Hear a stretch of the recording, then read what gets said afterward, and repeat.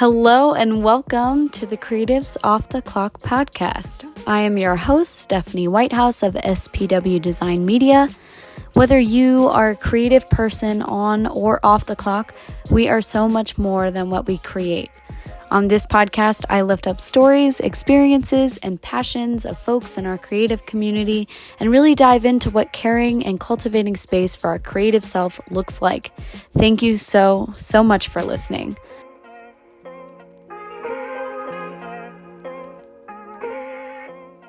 Okay, everybody, I'm so excited and joyful, pardon the pun, you'll see in a second, to have Joy here on the podcast with me. Joy, do you want to introduce yourself? Yes. Hello. My name is Joy Espinosa, and I am the founder, owner, creator, designer of iChooseJoy.co. Awesome. And then I think it's quite magical, the story of how we met. Do you want to tell the fellow listeners how that all shook out? Yeah, I'm happy to. It was fun, actually. It was a little hilarious. So I am walking down the street for my evening walk in the summertime this year. Just really started my business, and I was being brave and stopping people on the street. And I saw Stephanie in front of me with two other of her friends.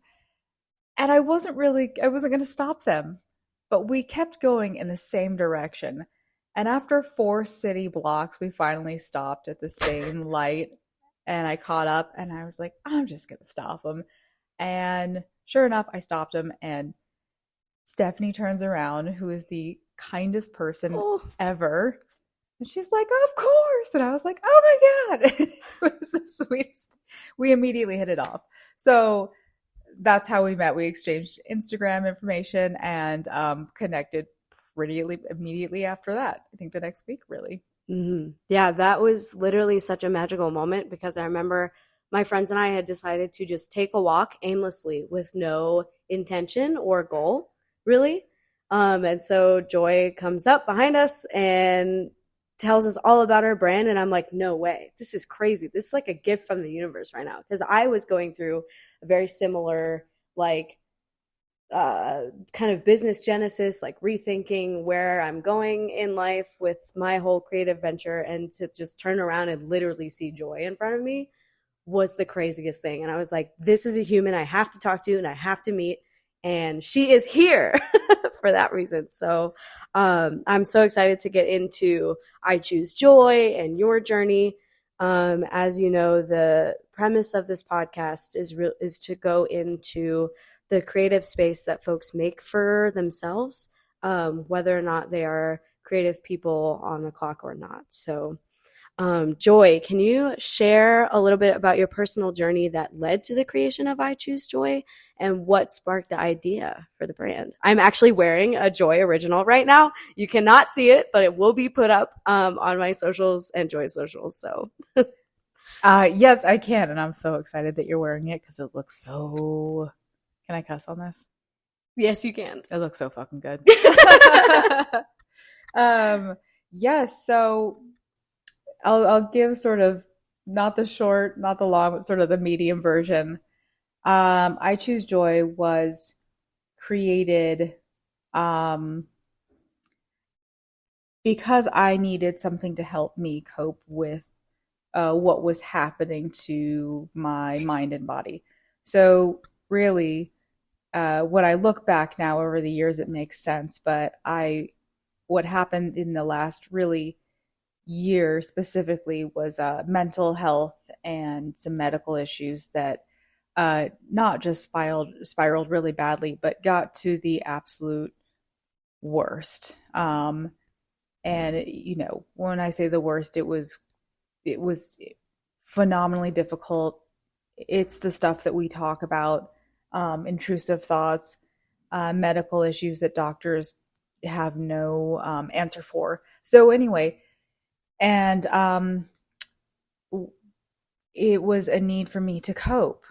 So sort of 4 or 5 months into my healing, I decided to start designing just something that made me happy. Mm-hmm. And I was speaking with my parents, and My mom's husband's a UX designer. They're both musicians. Mm-hmm. My mom is a painter and a life coach. So just really endless creativity. But I couldn't figure out a name for it, and I didn't know what I wanted to do. I wanted to do a t-shirt company for probably at least 15 years. But it was a little different 15 years ago. Online stores weren't really easily, I'm like, this isn't a word, but they weren't an easy way to navigate and create for yourself. You had to be an expert. So anyway, I wanted to know, I was like, what should I name this? And I'm like, should this be about joy? Like, oh my God, though, it feels weird to say, is this all about me? And they're like, fucking do it. Finally, make this about yourself. So anyway, it was really bright colors. I found a font that I really, really loved. And I'm not an Adobe master or professional, so I used Canva, but I went in and decided to start creating shapes and bright colors and just really sort of submerged myself in that. So I know I'm missing my ADHD brain telling you the way I can, but it was created out of, a need to help me cope, really.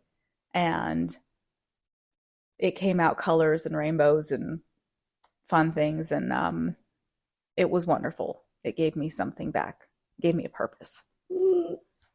I absolutely love that. And I love also the inherent contrast here. Bright, colorful, joyful versus, this, it feels like age-old story of corporate burnout. You're just like going every day. You don't have perhaps the mental bandwidth that you want. So to be able to step away so consciously, or sometimes unconsciously at times, I'm sure for you, and truly work on something that actually brings you joy. And the fun thing is there's a little statement on the back of my shirt. I'm going to have you read it, Joy, just because it's so great. And I hope that folks can get their version of apparel that has this sentence on the back. But it reads... Yeah, so this is actually from my mom. She had this wonderful idea about, seeing these messages on the back to help people as they walked by. And I had thought about it, but she really nailed it. So the message on the back says, wearing joy daily may increase your happiness, sense of calm, and overall well-being. I love that because I know when I'm standing in line behind people at places and they have something on the back of their shirt, I'm always reading it. So what better thing than to just like have that in front of your face as you're, doing your mundane thing in line. So we touched on this about your brand being deeply tied to mental health and personal resilience. So how has your experience with mental and physical challenge shaped kind of your brand's mission and what you hope to get out of the community that you're building? My ADHD brain just ping-ponged, so I'm going to try to pull and answer everything you said. So, oh my God, we'll start with how it's affected me and how it's shaped me. Really, the medical and mental health issues that happened to me, I was in such extreme pain. And I mean extreme pain, on a level of 1 to 10, it was a 12 for 2 months, and it was unmedicated. And what that does to the brain is it puts you in the most extreme fight or flight of your life. It sends you into the, I hope this is okay to say, the intrusive thoughts, the ones and that I've never experienced in my life. It takes you away from who you are. And so I've never understood that form of depression. But what it does is that it also strangely gives you a one-track mind. And I didn't have my ADHD brain where it ping-ponged everywhere. I was in one place in one state and I could only focus on one thing, which I would never wish what I went through on anyone ever.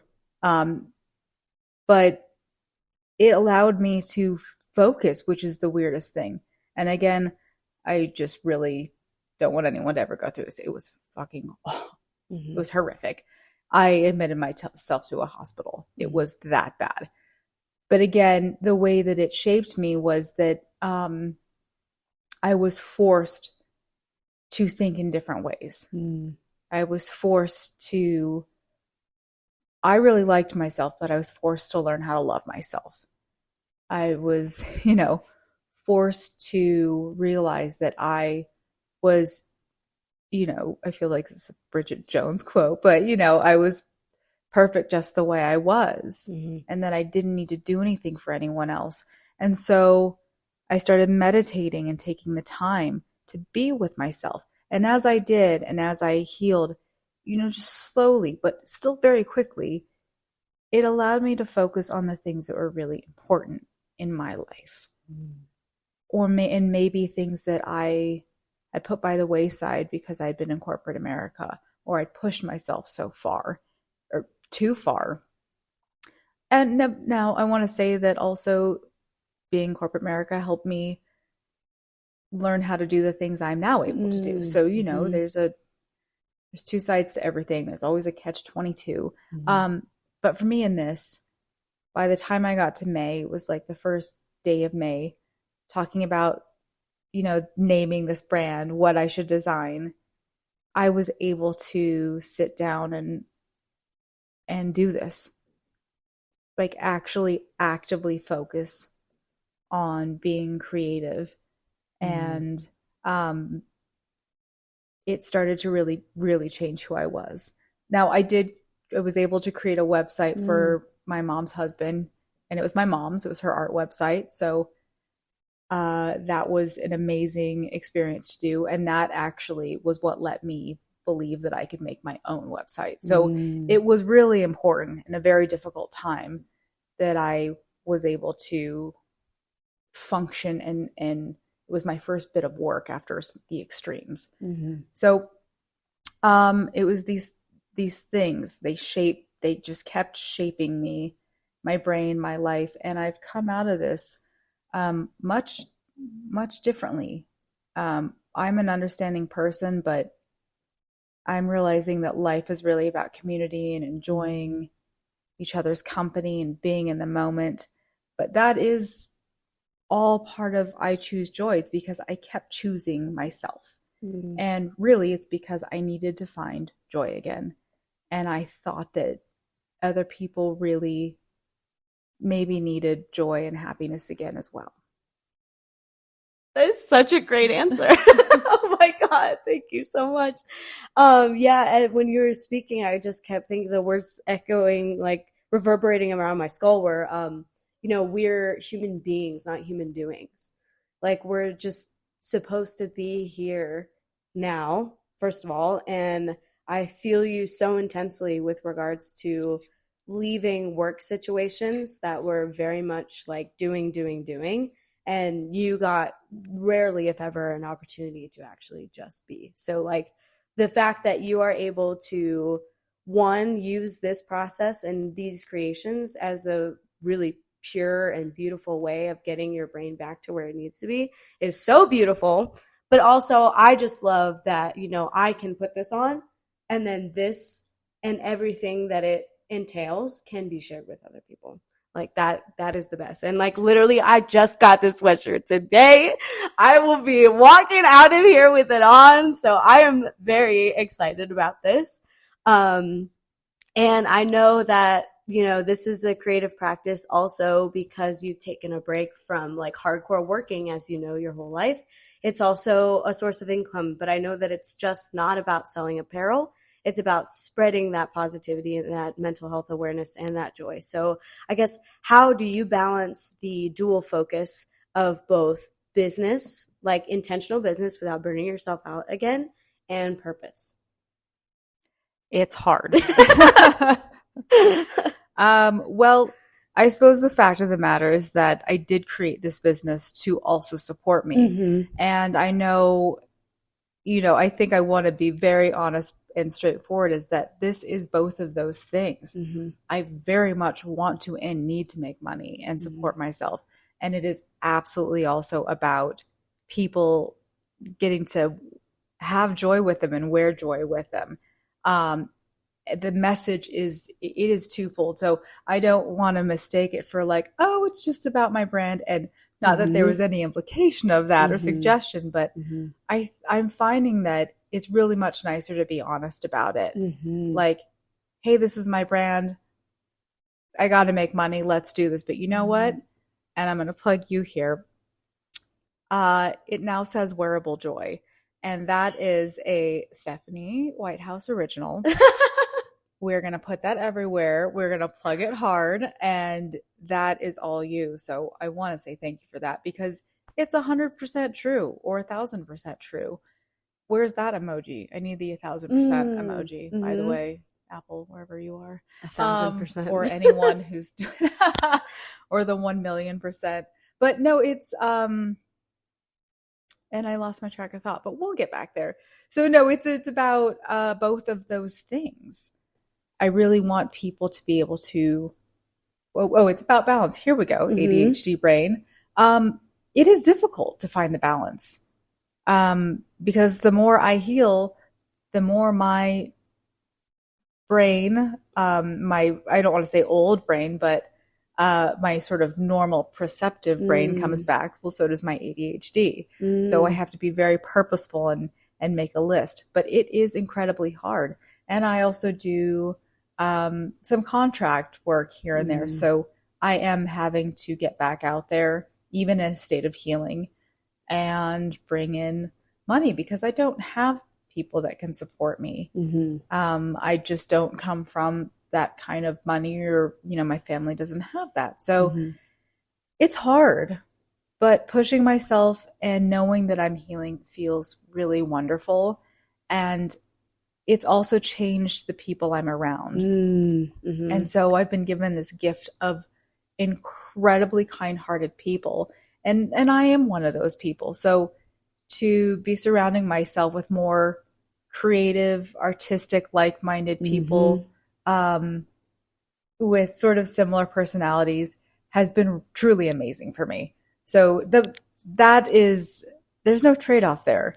But it's actually funny. It's creating a different balance. I know we were talking about work, life balance, but this is the other balance I've been given, is amazing people, and they've helped balance me out. So anyway, it is difficult, but I'm loving it. And the truth is, I can't wait to make more money so that I can really focus more on this and create more designs, because I am a massive advocate for myself, which has led me to help and advocate for other people. And I want to have resources where people can reach out. So, it's hard, but it's wonderful. But that's also life. It is. Everything that you're saying, yes. I don't think it's never going to be a perfectly balanced thing either. Like I'm finding, as an entrepreneur myself, and someone who literally believes in their services a lot, similarly like you do, but also knows that they're kind of a lifeline. So it's, for me, I feel like the scale will never be perfectly balanced. It's always going to be one way or another. And like, there's maybe 3 scales and they're all tipped in a different direction. So I hear you there. I absolutely hear you there. And I wanted to ask you, when you say that you want to build, more of a community around advocacy, like what does that look like for you? I think talking about it, which I do a lot, has been sort of the first step of building a community, because you realize that you're not alone. And in our current society, and I think it's not just specifically here in the US where we are, it is around the world, but everyone has different versions. But you realize you're just not alone. But the community that I'm wanting to build is both in person and online. So for me, my community, I'm currently here in Denver, is just to connect with people. It's really as simple as that. Talk to people. Not everyone has to be your best friend. You don't have to get along with everyone, but I think it's just giving people the space and the grace to talk, be who they are. They're having a hard time.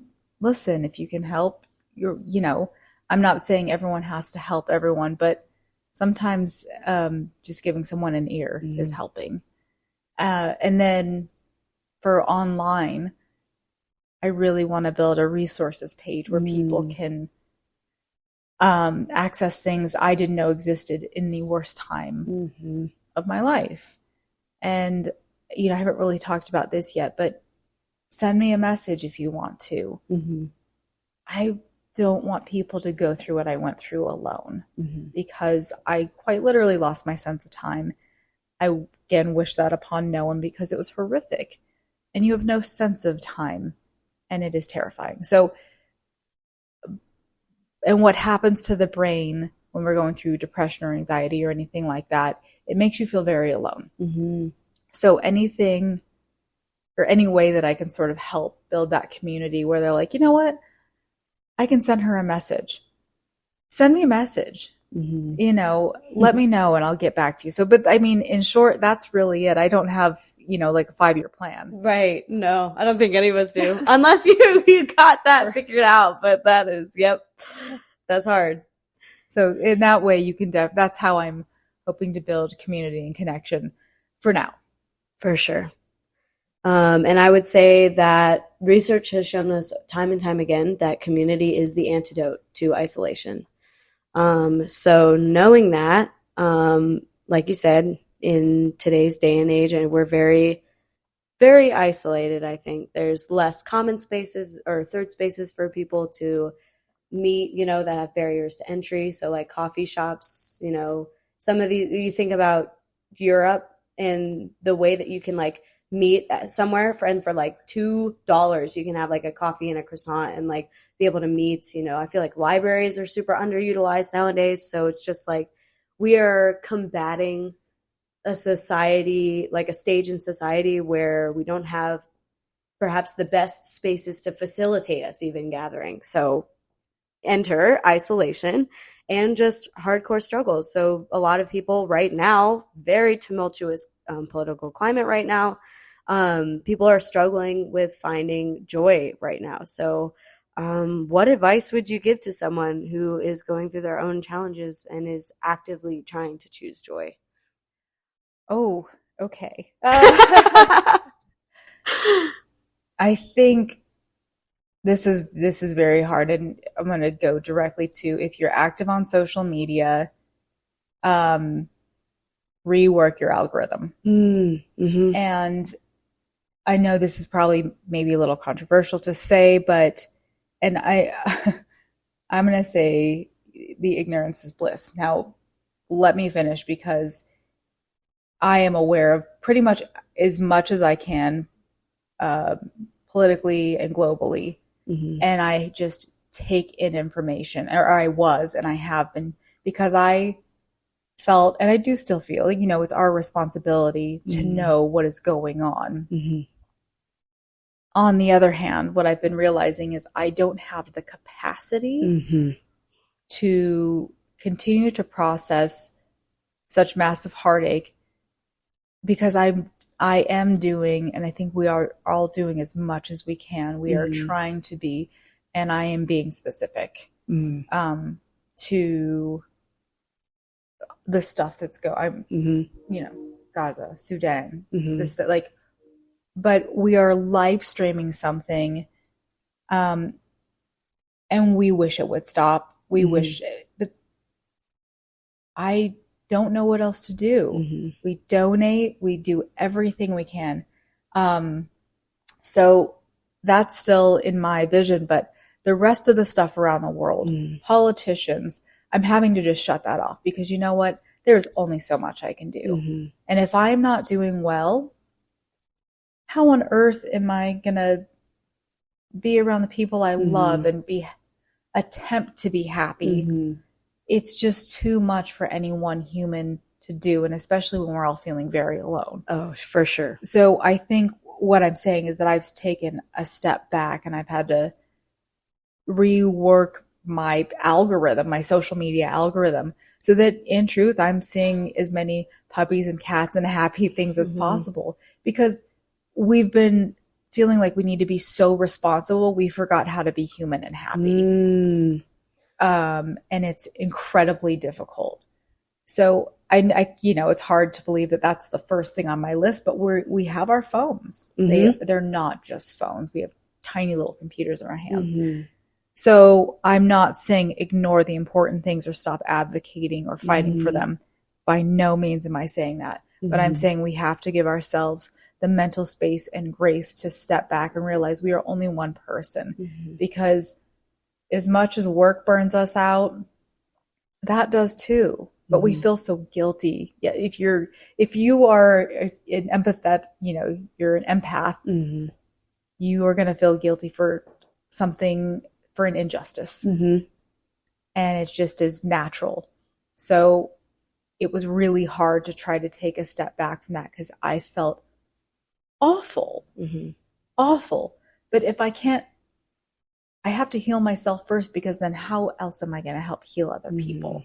So that's the first thing really that I had to do. It's something I've been sticking to. And then really just being more creative where I can.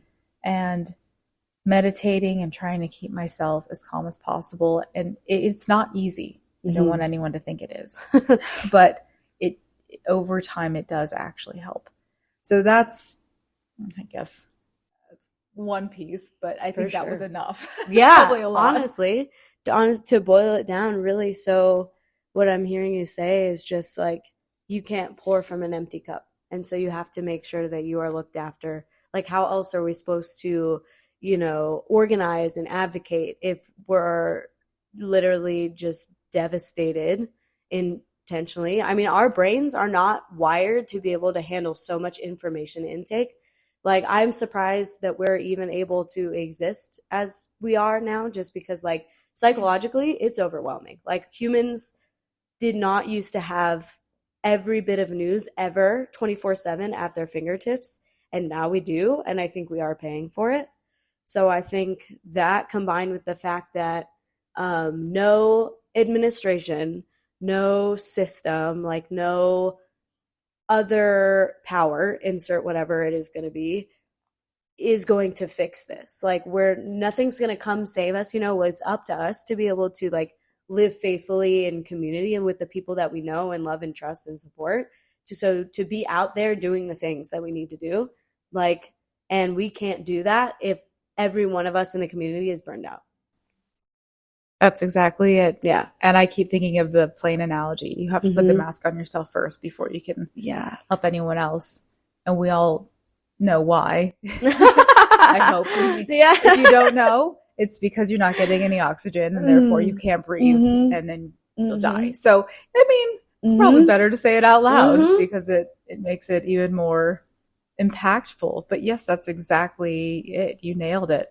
But I think we just have to remember that also giving someone a hug, needing a hug, we need human connection. We are humans. This is how we evolved. It was together. And what I'm finding is that in whatever landscape we're witnessing, I think there is an element of they try to divide and conquer, and they are certainly doing a good job, because when we're so distracted, we cannot even focus on ourselves and then focus on any of our real issues because we're so distracted by other political and global bullshit. And I'm not making some things bullshit. I'm just saying, it's easy. Absolutely. Yep. So I think it's just remembering that the person next to you, they're human, they have value. And even if they have an Instagram page or a social media page and they put up stupid shit, they're still human. And they still exist in this world, and they still need a hug, even if they are stupid. I take that as a joke. But, so it's just important to remember that this is life. And as far as we know, as far as I know, it's the only one we get. And I'd really like to spend it doing as much of the things I love with wonderful people. And that life is life. I still most recently was saying that I don't think we make everything a problem. There are problems that are made to be solved, and then we need to solve those problems. You have shitty days, but that is still a good life. It doesn't make it bad. It doesn't even really make it a bad day. I think it kind of makes it a normal day. But I'm trying to really shift the way I think about things. Yes, we have bad days, but it's you stub your toe, part of life. You burn your eggs. It's part of life. Mm-hmm. You know, your tea is cold. You still have tea. Like, I'm just saying that it's just part of life. It's not a good or a bad. It is part of it. And I'm really valuing that. Mm-hmm. It's making everything much more wonderful, I suppose. One of the things that you touched on, I thought was interesting when you say good day versus bad day. I just remember seeing a creator was talking about measuring good days versus bad days in the context of the 9 delights. And for those who are not familiar with the 9 delights, they are as categorized by this person on the internet: walking around, fellowship, deliciousness, transcendence, goofing, amelioration, which I had to look up. Apparently it means, striving to be better at, your craft or a skill. Coitus, enthrallment, and then there's a wild card little section. So you could make anything that brings you immense joy as the 9th delight. But I thought it was interesting that if you can kind of have an experience in the day that files under some of these delights, then it could be a pretty good day. And then I just trying to connect that to what you said earlier about besides taking an intentional break from consuming social media, really devoting intentional time to your creativity. So I'm curious about what that looks like for you, whether it's your business or otherwise. So my idea of creativity has changed. So growing up, I was surrounded by phenomenally talented people. My mom's side of the family are all incredible artists. They all do different things. But in my head, for some reason, I thought it was specific to, like, art was specific to drawing and painting. So I never qualified myself as that. But I was amazing at building Legos, and I was very active. I was a dancer. But what's so funny is I never thought of any of that as creative, and I don't know why. It could have just been how my brain was processing and functioning. It took me years, and I loved makeup, and I still very much do. So over the years, makeup became my thing, makeup and hair, and but super active. But the point is that if I don't do anything creative during the day, it doesn't feel good. But the one thing that I can do is put on lipstick, because it's a bit of an art form. It is. My lip color doesn't match my lip line, so I gotta connect it. But it's really funny. It's one of those things that gives me immense pleasure. Because sometimes putting on makeup on my eyes water all the time. And I can't fucking put on the makeup I want. And it's not because society tells me I need to wear it. I just really love it. But something about the lipstick, it sort of changes who I am. So that is my tiny little form of art that I can do every day when I remember. But there are other creative things that I've learned, like drywall art. Still working on this thing in front of me. And it's actually like compound joint, where you fill holes in walls. And there are incredibly talented people that do it. But I realized I'm very kinesthetic. I am hands-on. Yeah. And though I've known that since I was young, I did not consider it a form of art or creativity. I now very much know that it is. So I have many more outlets now than I ever did before. And during my healing, my mom suggested that I really just paint. So my paint is very physical, like I am. I want to just throw paint. I love glitter. I've painted over this 4 times, but there's no glitter. But anyway, I think it's whatever it is, whatever way you need to be creative. Some people need to sit down and be creative, and they're amazing at drawing, or not, or whatever. I feel like I'm totally going to reference it, Shania Twain. When Shania Twain says, "Let's go, girls," Mm-hmm. I could kick a door if it's fucking hinges. Yeah. So it's whatever you need to do. Mine is like a physical energy. Mm-hmm. I will dance and headbang and throw glitter and whatever I need to do to be creative. It's like, it's a creative energy is really what it is. Mm-hmm. It's the need to express that. So anyway, that's all of the ways that I do that. And I garden. I think it's a great way to, and we know gardening over the ages has helped people. Mm-hmm. So those are my versions of creativity and connection. And I was going to say something else, but I don't remember. So that's probably enough. That is okay. But one thing I love asking everyone who comes on here is if they can remember what their first creative memory was. I'm wondering what that looks like for you. And I know you mentioned that perhaps you didn't conceptualize some stuff as creative as a kid, but looking back now, do you think you would label a pivotal moment? Oh, wow. Well, I was humming in my mom's ultrasound. Wow! That is so special. What the heck? She would put headphones on her belly. And so I was humming. And music's always been in my life. Oh, for sure. So that I've always known was creative and artistic.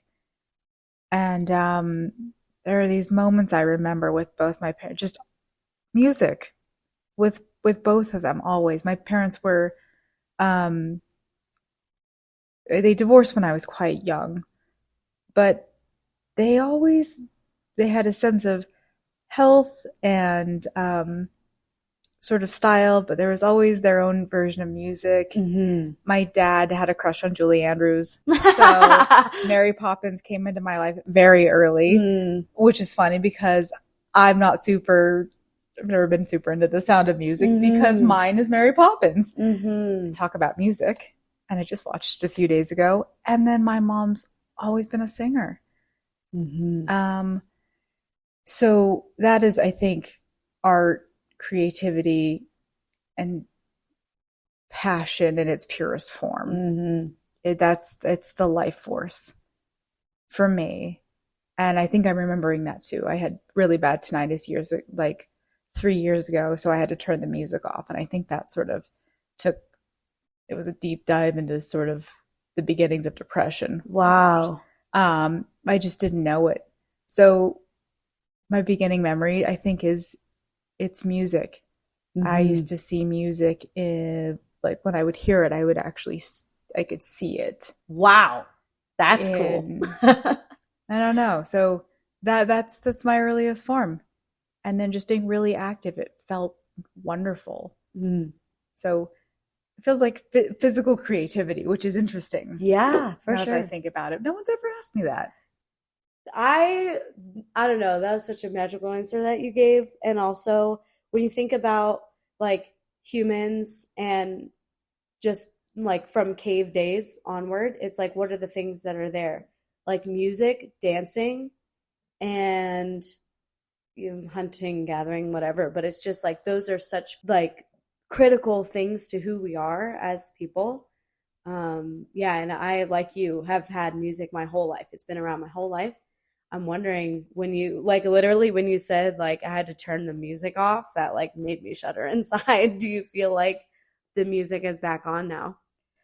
It's turning back on. Actually, yeah, no, it is. I also realized during this last year that the extreme depression created, also was massive ringing in my ears. So I have different forms. And the reason I say that is because when I'm doing better, I don't have any ringing, and it's like a miracle. That's crazy. So to be able to turn up music, I did the other day, and I'm going to plug one of my favorite bands ever, because you guys are so talented, Royal Blood. Okay, we'll tag them. Right, who's from Brighton in the UK. During the pandemic, when I could finally see my parents, my mom and her husband, who are rockers, of course, know all the best bands ever. And so my mom's like, listen to this. And the album was Typhoons. And I had not fallen in love with music again. I hadn't fallen in love with music like that in so very long. Huh. And the last time I did that, I know you know this band, I think, because he's local and he went away for a while. He's back. It is Pretty Lights. And Pretty Lights just, Derek Vincent Smith, he was more just him, Pretty Lights, by the time I found him. But the talent and emotion and just everything, it hit me in the heart. It brought me back to life. And Grammatic. Nice. Those, and I know there's so many more, but they're just some musicians that do it for you. And so fast forward to 2021, Typhoons was incredible. It hit me in the heart and brought me back to life again. And it had been so long since I felt that inspired. Wow. And had I been listening to them on Spotify in 2021, I'd be embarrassingly at the very top of their Oh yeah, Spotify Rap just dropped. Oh my god. So but those things, I am such a passionate person, and I think I've felt a little removed of passion. Not a little, a lot. And passion is fuel. Music is my passion. It's this, I don't know, that's why being on stage is so fun. You get to be around people, you get to entertain them, and they love it. It's like the symbiotic relationship of just, well, pure joy. So anyway, creativity, I think that's my first form of creativity. I just don't think I realized it. That's amazing. I love that. And also a way to bring it back full circle. Back to the joy. I know that,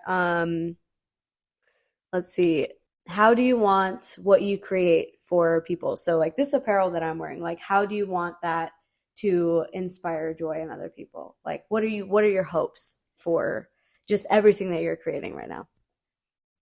I hope that when people see my designs, it resonates, but on multiple different levels, because I create most of my designs with a lot of color. There are some other ones that are simple, but the message is still big. So I want someone to see it and be like, that's really fucking cool. Like, I love these colors. Oh, the message. Like, not everyone sees the words first, but I think a lot of people see color and design first. Absolutely. So you need to connect. But that is creativity. That is something that it pulls you out of wherever you are. It hopefully brings you into a happier space. And you're like, that's so cool. There's a message on the back. And it's literally, it's wearable joy. It's, it's joy that you can wear and have, and you look at it in the mirror, you look at it on people, and you're like, this is really cool. And the entire point is that joy it's all around. I feel like I'm quoting another movie. That's okay. Like love is all around. We all know where that movie's from, or where that quote's from, but it really is that joy is all around. We just have been told that there are problems that are always around, and it's kind of erased what is really around, which is joy. It doesn't mean you're in pure bliss and happiness all the time, but it is that joy is all around all the time. There's a plant growing out of a crack right here. There's my little, oh my God, one of my kitties, Holly Golightly, and Claire DeLune's hiding somewhere. It is about this. I want people to feel, instead of dread and terror and, constantly second guessing themselves, I would love that to be replaced with the air of, hey, like, joy's always around. And not me, but, I am so grateful for my name, but that actual joy's around, like a warm hug. So in a sense, when you put the shirt on, I don't know, it's a it's a warm hug. It's a blanket. It's something that you're like, I've got joy with me right now. And hopefully you love the colors and the message so much that, it kind of carries you through the day if you need, or it's part of you, or it gets to make someone else smile. For sure. So that's really it. I want people to know that what normal life is actually is pretty all right. And this is part of that. Facts. Mic drop. That being said, I want to give as many people an opportunity to wear joy as possible. I'm telling you right now, it does very much feel like a warm hug. I'm wearing the sweatshirt. It is a pale cream, and then the rings actually around it on the front are like this like vibrant teal, and it's a very retro color scheme, and I love it, and I picked it out like especially for this reason. It's like a burnt orange and like a mustard yellow, which is one of my favorite colors, and then this nice like retro teal.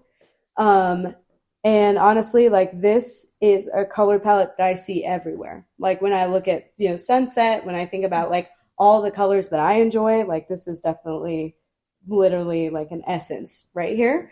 So that being said, I need to know where folks can find you, your website, your social handles, so they can run, not walk, and get their joy, their wearable joy. Fly. No, it's actually everything, every handle, the website, everything is the exact same.